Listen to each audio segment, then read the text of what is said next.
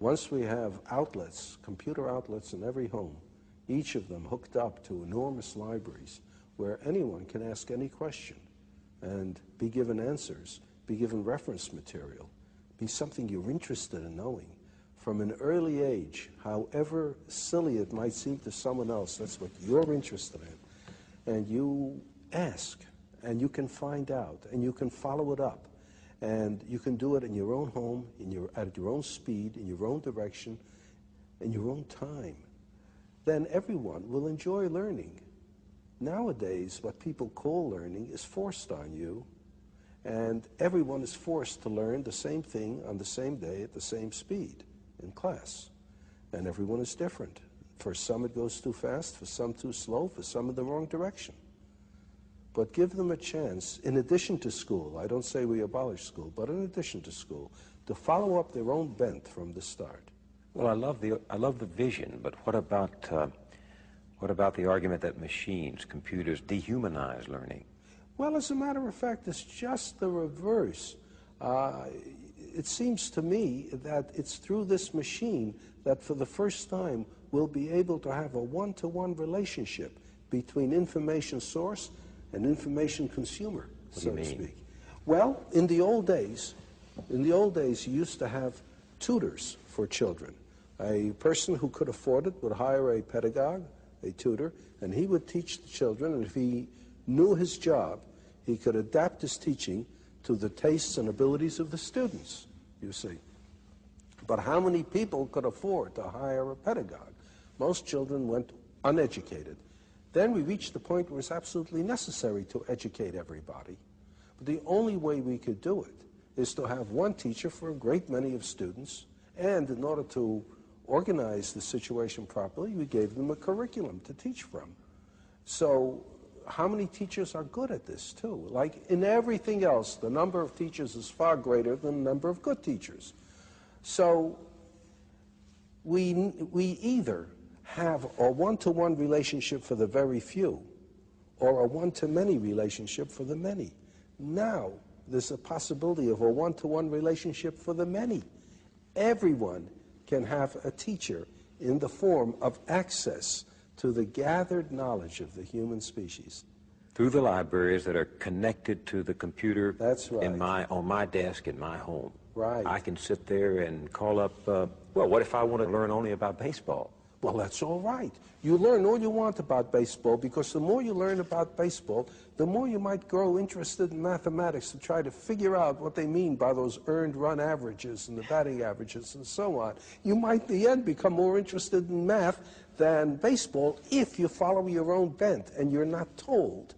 On the other hand, someone who is interested in mathematics may suddenly find himself very enticed by the problem of how you throw a curved ball.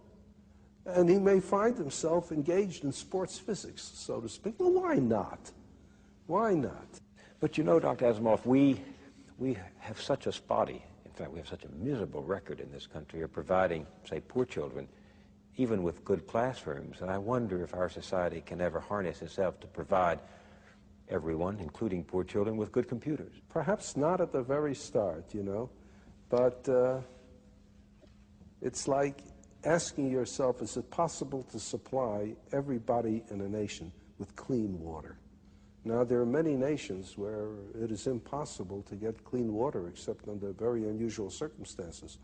That was one reason why people started drinking beer and wine, because the alcohol killed the germs. If you didn't drink that, you died of cholera. But there are places where you can supply clean water for nearly everyone. Now, the United States probably supplies clean water for a larger percentage of its population than almost any other nation can. It's not that we would expect everybody to have a perfect computer right off, to have equal access to outlets, but you try for it. And with time, I think more and more will. Just as, for goodness sakes, when I was young, very few people had automobiles, very few people had telephones in the home. Almost nobody had an air conditioner. Now, these things are very common indeed, almost universal. It might be the same way. So you're, in a sense, every student has his or her own private school. Yes, and it belongs to him or her. He can be the sole dictator of what he is going to learn, of what he is going to study. Mind you, this is not all he's going to do. He'll still be going to school for some things that he has to know. Common knowledge, common database. Right, and interaction with other students and with teachers. You can't get away from that. But he's got to look forward to the fun in life, which is following his own bent. This revolution you're talking about, personal learning, it's not just for the young, is it? No, that's a good point. No, it's not just for the young. That's another trouble with education as we now have it. It is for the young, and people think of education as something that they can finish. And what's more, when they finish, that's a rite of passage into manhood. Real world. Right. I've finished I've finished with school. I'm no more a child. And therefore, anything that reminds you of school, reading books, having ideas, asking questions, that's kid stuff. Now you're an adult, you don't do that sort of thing anymore, you see? And in fact, like prison, the reward of school is getting out. Exactly. Kids begin to say, when you're getting out.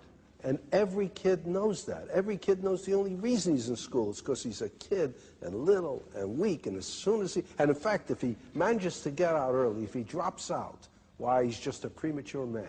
Yeah. So that's exactly right. In the city, I've talked to some of these dropouts, and they think they're there. They think they've become men because they're out of school. That's right. What's wrong with this? Well, what's wrong with it is you have everybody looking forward to no longer learning, and you make them ashamed afterwards of going back to learning.